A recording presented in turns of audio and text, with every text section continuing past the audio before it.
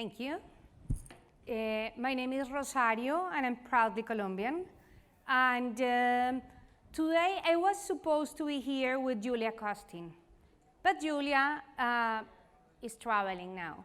And I left her in the deck because basically this was supposed to be a conversation about our conclusions from 6 months of conversations and collaboration, because Julia is one of the leaders of the America's Institute for Cybersecurity Leadership, and we are working in the XR world.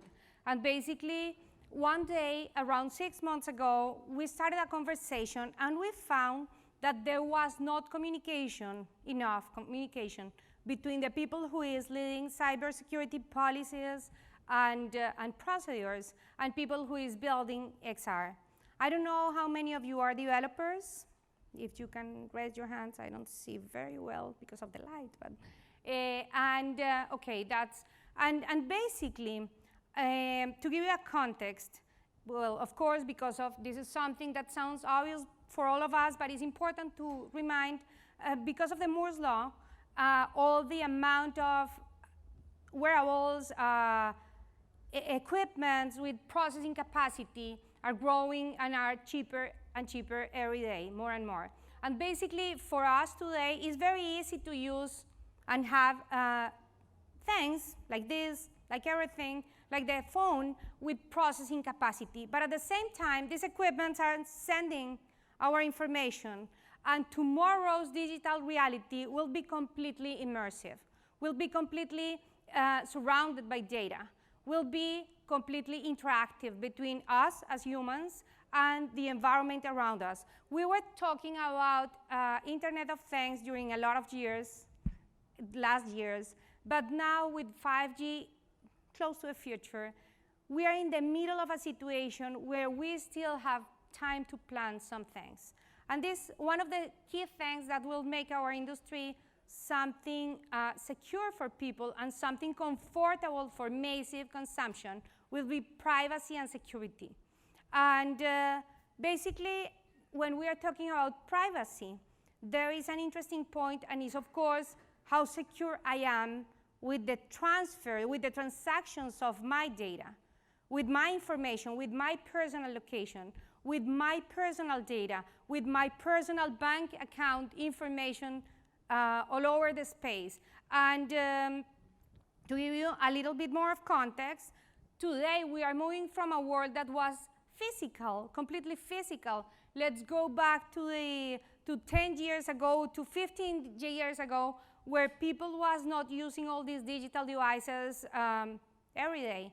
If you do the numbers, I'm sure that you have at least 5 devices that are transmitting your information and your data, and you are using them every day as a regular thing. But of course, if we are at this event, we are using more. And we are also involved with the creation of an industry that all of us are betting to have a massive adoption, otherwise, well, this will be complicated for all of us if not. And the interesting thing is that, of course, this is mixed, and I will go to the specifics in seconds, or let me go back, so sorry here. When you understand XR, or how we are calling it today, spatial computing, basically what we are having is a digital mirror of our real world, and we are interacting with it. But when I'm moving myself inside of that digital environment, I'm really moving in the real world too. And my movements, for example, I'm clumsy, I'm whatever, but I'm moving in a specific way. And that way I'm moving when I'm playing or when I'm using any of these virtual reality or augmented reality tools to interact. This information of how I'm moving my hands, how I'm moving my body, is also going and is transmitted to equipment. That way it reacts to my movements. When we are going to the talent gap, in the flat computer digital world, not in our 360 or immersive reality world. When we are talking about the regular digital flat world, there is a big gap of talent in cybersecurity. And this gap is growing every day more and more. And basically today we have a gap that is growing 3.5 times faster than all the other roles in the IT world. And we are still having a gap. I mean, I don't know how many of you know that about that regular gap of the regular developers world. You know about that? Yeah. Well, let's imagine that in cybersecurity it's 3.5 times faster. It means the bridge is growing and growing, and the gap is every day bigger. There is something really interesting, and is why cybersecurity could be very important right now, because that's one of the tools that is keeping away people who is trying to take our information, our privacy out, and using it for something. In some cases, it's just to know, to advertise, to market, but in other cases, it's to commit things in our name, to use our information to take our data, our money, our identity from us, from our power, well, from our ownership. And every day more and more, we are collaborating with machines, with computers. And this collaboration always implies more exchange of data or of information. And of course, we are finding ways through sensors, through equipments, to have even more spaces where to interact with these equipments in a way that we can build a bridge between our physical world and the digital world that we are betting to build with these spatial computing technologies. Just to show you specific data about this, we are talking about around 3 million, around 3 million people today as a talent gap. But it is growing and growing every day more and more. At the same time, not every role in cybersecurity is a developer role.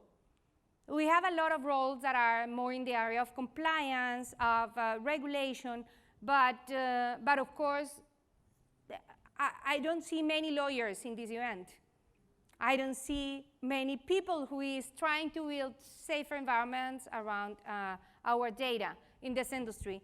And it is very interesting because when we started the conversation with Julia and TJ, the two co-founders of this cybersecurity think tank, they are very concerned about that talent gap in the flat, inside of the computer reality. And they invited me to present at an event. And when they saw this reality of immersive technologies, and they really get the point of how we are trying to build a mirror world, how we are trying to build a digital reality all over the spaces. Well, their eyes were like this size. That's why we started this conversation, and the idea is not to come with conclusions. I just want to open the conversation with all of you.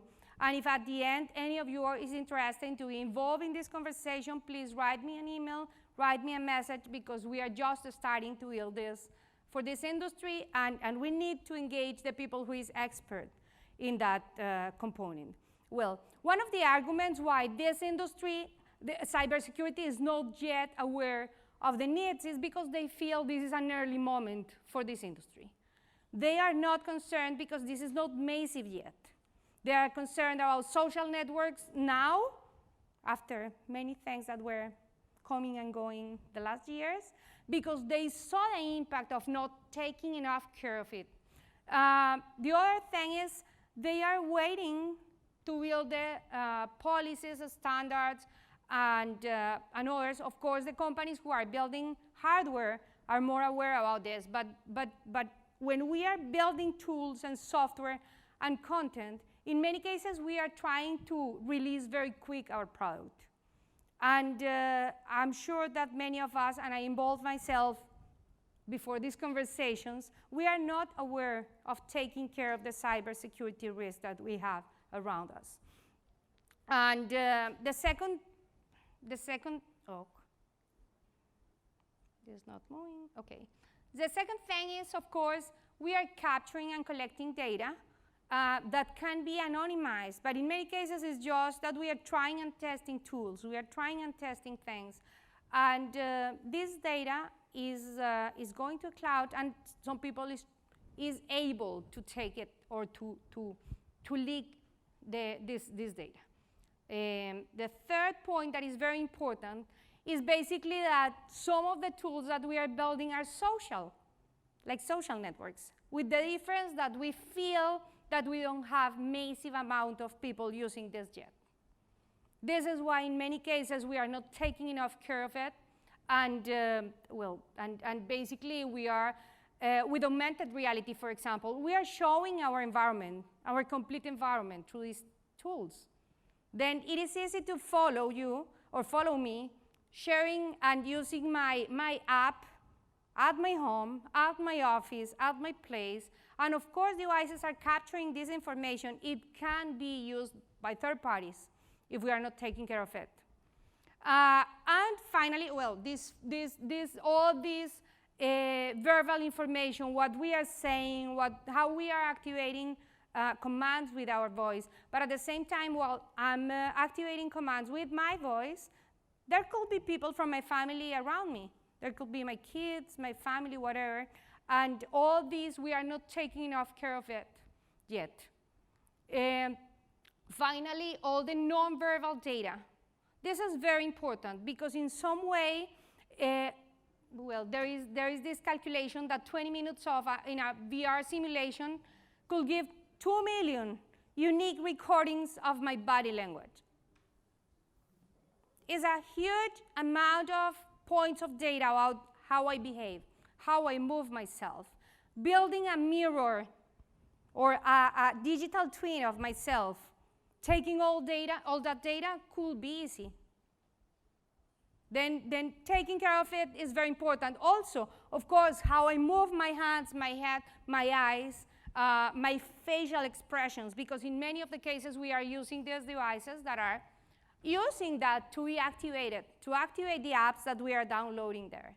Then this is an invitation just to see all these facts, because we have a lot of work to be done if we want this industry to be safe and secure in terms of our data.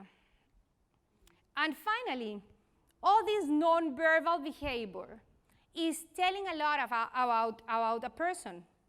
Also because there are applications that are not only enterprise applications, but it can talk about the mental state of the person, some health information. Let's say that I move in a way that is weird or whatever.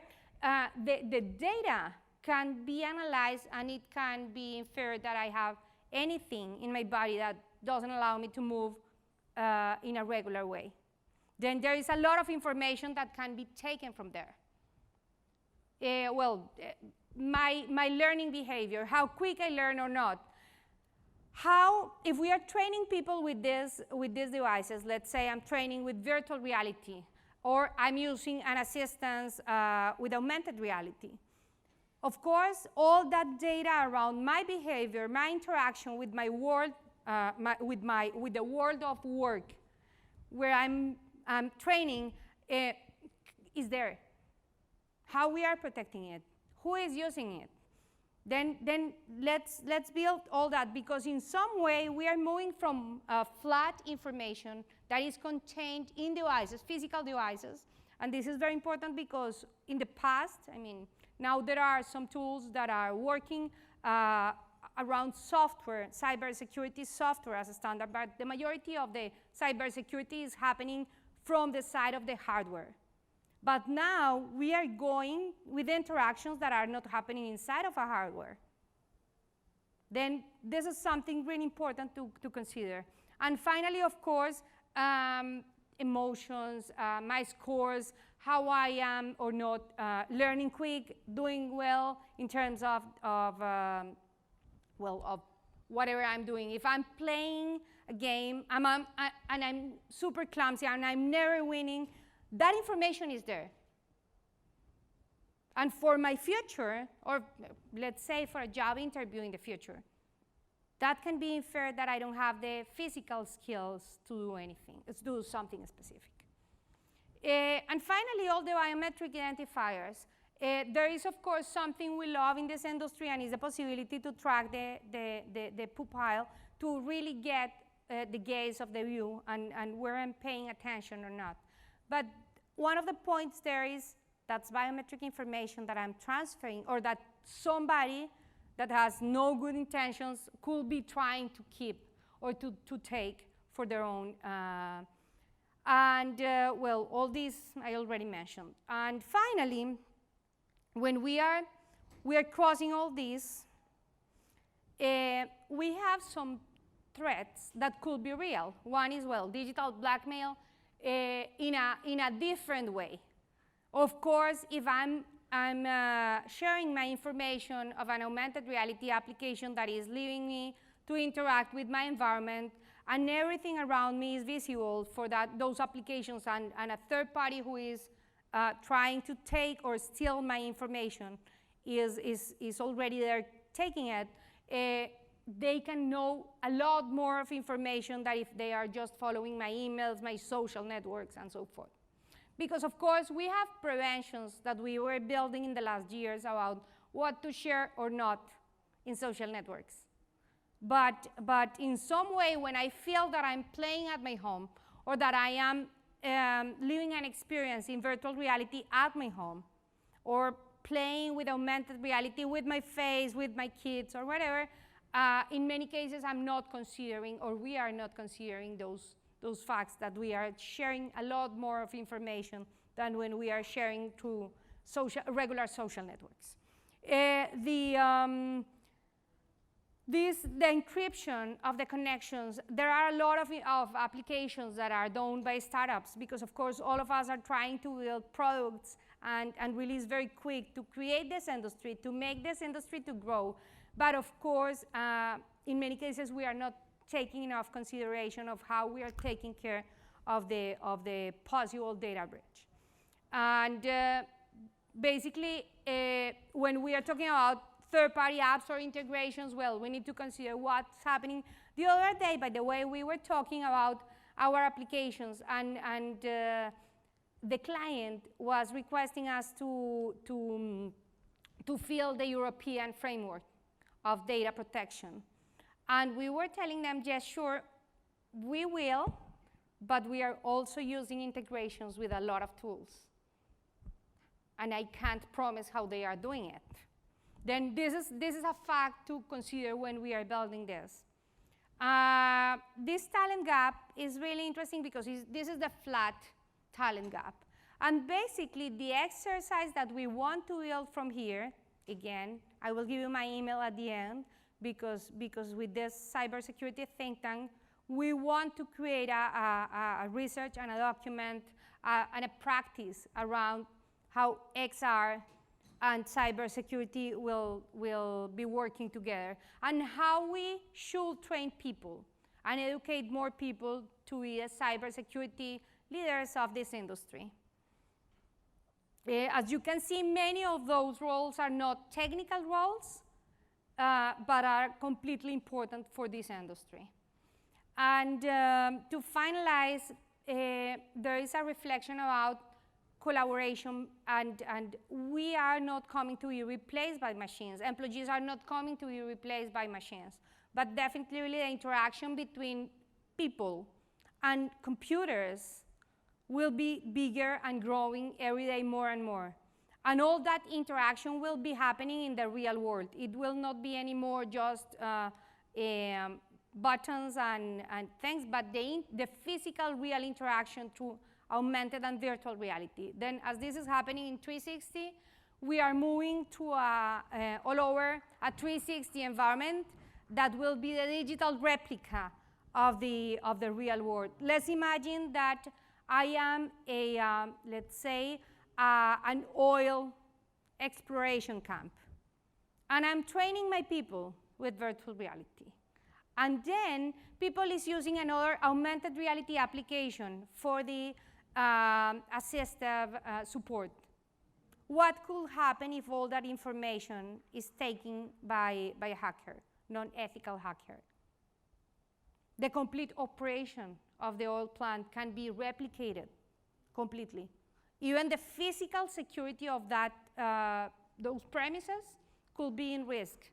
It's not anymore that just the digital side of it will be at risk. Then this is a very important consideration for the future of the industry. And please, these are my social networks. If somebody wants to write us, my email is Rosario, as you see it there, @vramericas.com.